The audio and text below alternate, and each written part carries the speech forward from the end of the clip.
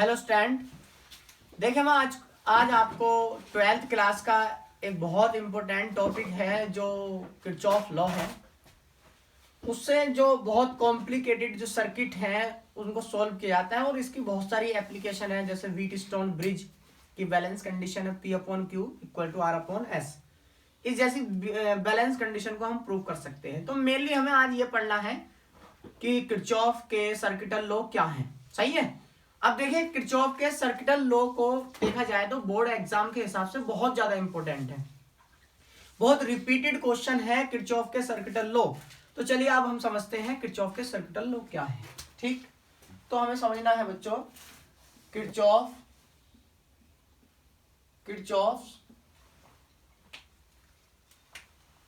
Circuit लो। ठीक, तो देखिए किरचॉफ के सर्किटल लॉ की एप्लीकेशन देखें तो ये है कि जैसे हम सीरीज कॉम्बिनेशन और पैरेलल कॉम्बिनेशन को 10th क्लास में भी और 12th क्लास में भी डायरेक्ट सॉल्व करने लगते हैं, तो कुछ हमारे न्यूमेरिकल ऐसे हैं जो कि डायरेक्टली सॉल्व नहीं हो पाते, तो हम उनको कह सकते हैं कि किरचॉफ लॉ की हेल्प से उनको सॉल्व किया जा सकता है। जो कॉम्प्लिकेटेड सर्किट है जिनमें सीरीज कॉम्बिनेशन या पैरेलल कॉम्बिनेशन का पता नहीं लगता, तो उनको सॉल्व करने के लिए किसका यूज करते हैं हम? किरचॉफ लॉ का। सही है। तो देखिए किरचॉफ लॉ है बच्चों दो लॉ हैं इसके किरचॉफ के। एक तो है किरचॉफ फर्स्ट लॉ। इस किरचॉफ फर्स्ट लॉ का एक दूसरा नाम और है, वो है Kirchhoff junction law. Kirchhoff junction law, और इसको शॉर्ट में हम कह सकते हैं इसका दूसरा और नाम है Kirchhoff current law. Kirchhoff current law, इसको शॉर्ट में कह सकते हैं K for Kirchhoff, C for current और एल फॉर लॉ। तो इसका क्या नाम है? किरचॉफ करंट लॉ या KCL। तो किरचॉफ के फर्स्ट लॉ के 3 नाम है, Kirchhoff first law, Kirchhoff junction law, Kirchhoff current law. और ये एग्जाम में तीनों ही नाम से रिपीट हो सकता है। क्लियर है? तीनों ही नाम से रिपीट हो सकता है। अब देखिएगा किरचॉफ का जो सेकंड लॉ है क्या है? Kirchhoff second law. Kirchhoff second law, और इसका दूसरा नाम है Kirchhoff closed loop, law of closed loop. Kirchhoff law of closed loop, और इसका तीसरा नाम है Kirchhoff voltage law. Kirchhoff voltage law. अब देखिए किरचॉफ के दोनों नियम के 3 नाम है। किसका? किरचॉफ फर्स्ट लॉ का भी 3 नाम, Kirchhoff first law, Kirchhoff junction law, Kirchhoff current law. ठीक है। Kirchhoff second law, Kirchhoff law of closed loop और किरचॉफ वोल्टेज लॉ।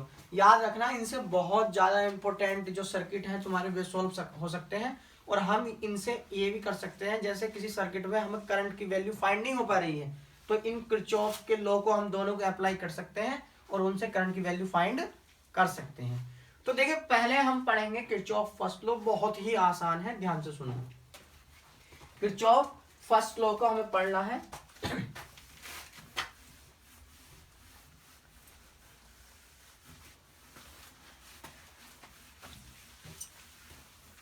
तो देखिए हम पढ़ेंगे KCL, किरचॉफ का फर्स्ट लॉ, जिसका एक नाम है किरचॉफ करंट लॉ। इसमें क्या है देखो बच्चों, इसको बोलते हैं जंक्शन लॉ, और बोलते हैं हम क्या बोलते हैं? Junction law. इसमें क्या होगा? एक जंक्शन रहेगी, क्या रहेगी? जंक्शन। जंक्शन का मतलब है हिंदी में संधि। और याद रखेंगे इस वाले चैप्टर में या जंक्शन का जो मतलब बता रहे हैं हम, ये लगा लो कि दो से ज्यादा वायर, दो नहीं, दो से ज्यादा वायर अगर एक ही पॉइंट से जुड़े होते हैं तो वहां पर बनती है जंक्शन। क्या बनती है? जंक्शन। देखिए जैसे एक जंक्शन है, संधि है, एक वायर ये हो गया, एक वायर ये हो गया, एक वायर ये हो गया, एक वायर ये है, एक वायर ये है, मान लो ये वायर है, एक और बना लो, कितने ही वायर बना सकते हैं। तो देखो दो से ज्यादा वायर है, नहीं है, कितने वायर, 1 2 3 4 5 6 वायर हमने इसमें बना लिए। और ये जंक्शन मतलब यहाँ पे इनकी संधि है। मान लो इस वायर में तो संधि की करंट, जंक्शन की ओर करंट फ्लो हो रहा I1, कितना करंट जा रहा I1, इसमें भी कितना जा रहा I2, और इसमें भी कितना जा रहा I3, लेकिन इससे बाहर आ रहा कितना I4, इससे बाहर आ रहा I5, और इससे बाहर कितना आ रहा I6। तो किरचॉफ का फर्स्ट लॉ ये बताता है क्या, कि जो करंट जंक्शन की ओर जा रहे हैं, कौन कौन से करंट जा रहे हैं जंक्शन की ओर, बोलो, I1, I2 और I3 जंक्शन की तरफ को जा रहे हैं ना। देखो एरो डिनोट कर रहा है, नहीं, जंक्शन की तरफ को कौन कौन से जा रहे हैं, I1 जा रहा, I2 जा रहा, I3। जो करंट जंक्शन की तरफ को जा रहे हैं, इस पॉइंट, इसको जंक्शन बोल रहे हैं हम, जंक्शन की तरफ को जा रहे हैं, उनको जोड़ लो, सबको क्या कर लो, ऐड कर लो। कितना आया, I1 plus I2 plus I3, कर लिया। इनको बराबर रखो, इक्वल रखो, किसके, जो करंट जंक्शन से दूर जा रहे हैं, अवे फ्रॉम द जंक्शन, मतलब जंक्शन से दूर जा रहे हैं, उनको उनके सम के। तो जंक्शन से कौन दूर जा रहे हैं, एक तो I4 बाहर जा रहा है, देखो I4 प्लस, और कौन सा जा रहा I5 प्लस, और कौन सा I6। तो कितने करंट हो गए टोटल, जंक्शन की तरफ को जाने वाले करंट का सम, जंक्शन से दूर जाने वाले करंट का सम एक दूसरे के क्या होता है, इक्वल होता है। यही किरचॉफ का फर्स्ट लॉ है। समझ में आएगी भाई, नहीं, ठीक। किरचॉफ का फर्स्ट लॉ क्या है, कि the current, the sum of all currents going towards the junction, sum of I1 plus I2 plus I3, sum of all currents going towards the junction is always equal to sum of all currents going away from the junction, going away from the junction। इसका मतलब ये हिंदी में कि संधि, ये junction की तरफ जाने वाले सभी धाराओं का योग, सभी करंट्स का सम बराबर होगा जंक्शन से दूर जाने वाले सभी करंट्स के सम के। बात सही है। देखो I1 plus I2 plus I3 ये तीनों जंक्शन की तरफ को जा रही थी, नहीं जा रही थी, और ये तीनों जंक्शन से दूर जा रही थी, इसलिए उनको क्या कर दिया हमने, सम कर दिया। तो किरचॉफ का फर्स्ट लॉ क्या है, the sum of all currents going towards the junction, going towards the junction is always equal to sum of all currents going away from the junction, going away from the junction। देखो ये है Kirchhoff का first law, कि junction की तरफ जाने वाले I1 plus I2 plus I3 बराबर होंगे जंक्शन से दूर जाने वाले I4 प्लस के, I5 प्लस के, I6। ये होगा किरचॉफ का फर्स्ट लॉ। इसको हम एक फॉर्म में और लिख सकते हैं, इस वाले लॉ को हम एक फॉर्म में और लिख सकते हैं। कैसे, देखो ध्यान सुनो।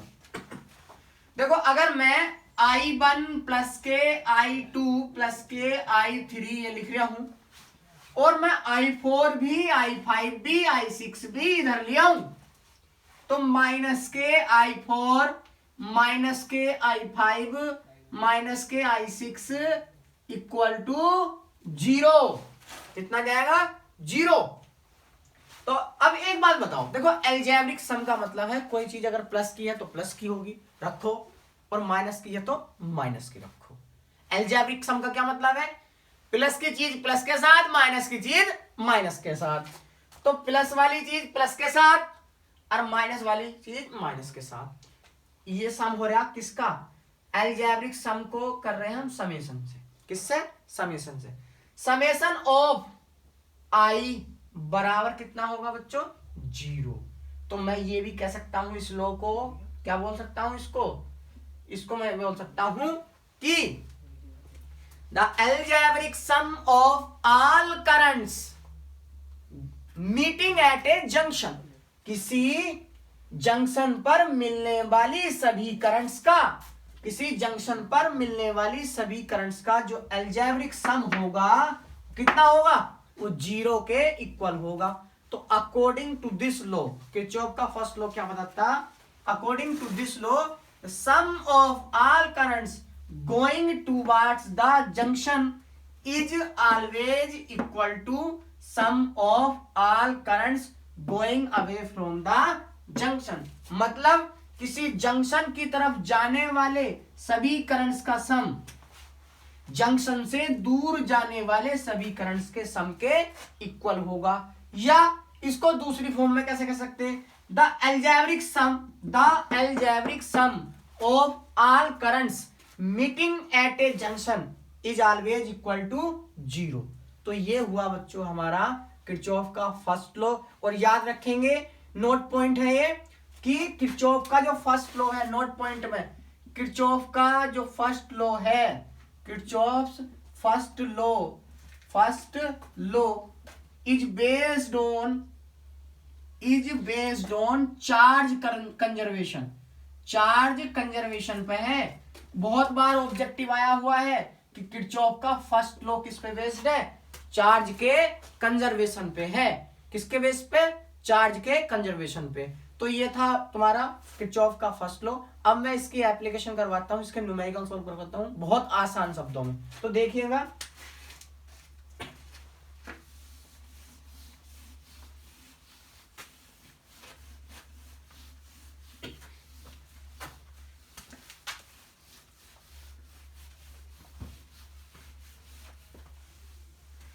देखिए एक क्वेश्चन है किरचॉफ के फर्स्ट लॉ पे बेस्ड। क्वेश्चन ये है,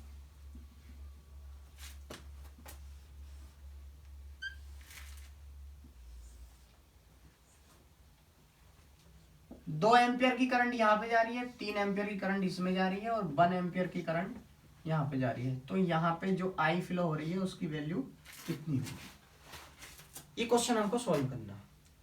तो देखिए आप यहां पे हम जंक्शन लो लगा सकते हैं। क्या लगा सकते हैं? जंक्शन लो। ये जंक्शन है हमारा, हमने बताया ना, 2 से ज्यादा वायर का मतलब क्या है? जंक्शन।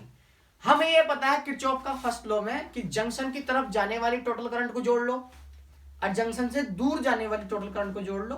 तो देखो कैसे करेंगे हम। जंक्शन जो जंक्शन है इसकी तरफ कौन कौन सी करंट जा रही है? एक तो 2, एक 3 और कोई सी जा रही है क्या? जंक्शन की तरफ जा रही है एक तो 2 एम्पियर प्लस दूसरी 3 एम्पियर। ये बराबर होंगी किसके? जो जंक्शन से दूर जा रही है। कौन कौन सी जा रही है जंक्शन से दूर? एक तो 1 जा रही है बाहर 1 एम्पियर, और एक कौन सी जा रही? आई। जंक्शन से दूर जा रही नहीं है, तो 2 और 3 कितना होंगे? 5 एम्पियर इक्वल टू कितना? 1 एम्पियर प्लस के आई। तो 5 एम्पियर में से इसको इधर माइनस में ले जाओ, 1 एम्पियर इक्वल टू कितना? आई। तो आई की वैल्यू कितनी आ गई? 4 एम्पियर। तो इसका आंसर कितना हो गया बच्चों? I equal to 4 ampere. ये था इसका आंसर। चलो दूसरा क्वेश्चन सोल्व करते हैं।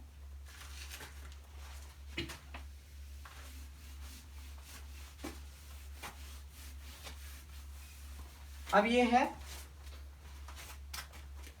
Question number 2।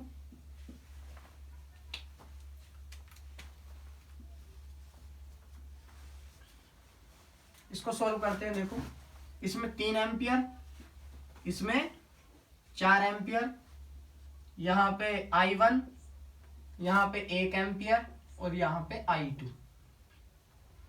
ये I1 है, तो फाइंड द वैल्यू ऑफ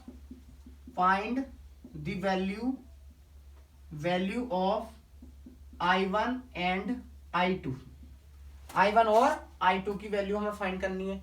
तो देखो एक बात बताओ, इसमें जंक्शन कितने, बताओ भाई बताओ, जंक्शन कितने इसमें, कितने, 2। एक जंक्शन ये है और दूसरा जंक्शन ये वाला, 2 जंक्शन है। इसको मान लो P, इसको क्या मान लिया, Q। तो एक बात बताओ, एट P जंक्शन अगर मुझे P जंक्शन पे चेक करना है क्या, किरचॉफ का फर्स्ट लॉ, तो क्या लगाना पड़ेगा, जंक्शन की तरफ आने वाली करंट बराबर होगी जंक्शन से दूर जाने वाली करंट की। तो देखो जंक्शन की तरफ कौन कौन सी आ रही, जल्दी बताओ। एक तो 3 आ रही, एक 4 आ रही, एक कितनी आ रही, 4 एम्पियर, बराबर कितनी होगी, जंक्शन से दूर कौन सी आ रही, I1। तो I1 की वैल्यू कितनी आ गई, 5 एम्पियर। I1 की वैल्यू कितनी आ गई, 5 एम्पियर। सही है। अब एट Q जंक्शन, देखो एट Q जंक्शन 5 7 8 तो कितना हो जाएगा, 3 एम्पियर प्लस 4 एम्पियर बराबर कितना, I1। तो कितना हो गया, 7 एम्पियर। अब देखो एट Q जंक्शन पे कितना होगा, जंक्शन की तरफ को Q पर कौन कौन सी करंट आ रही है, एक तो I1 जा रही है, I1 ही आ रही है इसकी तरफ को। तो I1 बराबर होगी जंक्शन से दूर जाने वाली कौन कौन सी, एक 1 प्लस और दूसरी कौन सी, I2। I1 की वैल्यू कैसे कितनी निकाल चुका मैं, 7 एम्पियर बराबर कितना, 1 एम्पियर प्लस के कितना, I2। तो I2 की वैल्यू कितनी आ गई भाई, 6 एम्पियर। तो यहां से मिल गया I1 की वैल्यू और I2 की वैल्यू। तो किरचॉफ के फर्स्ट लॉ से ऐसे क्वेश्चन कर सकते हैं। तो देखिए मैं आपके लिए एक क्वेश्चन और दूसरा दे रहा हूं, उसको सोल्व करके कमेंट बॉक्स में इसका आंसर बताइए।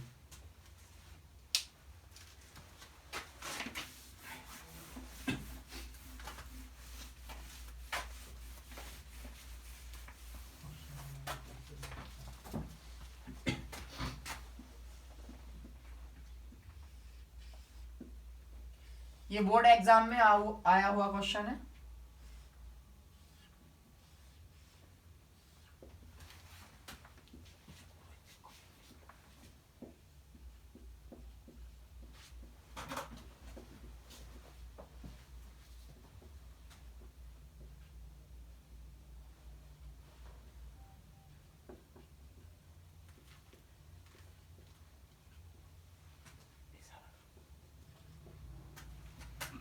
Find the value of I1, I2, I3। इनकी वैल्यू फाइंड करनी है।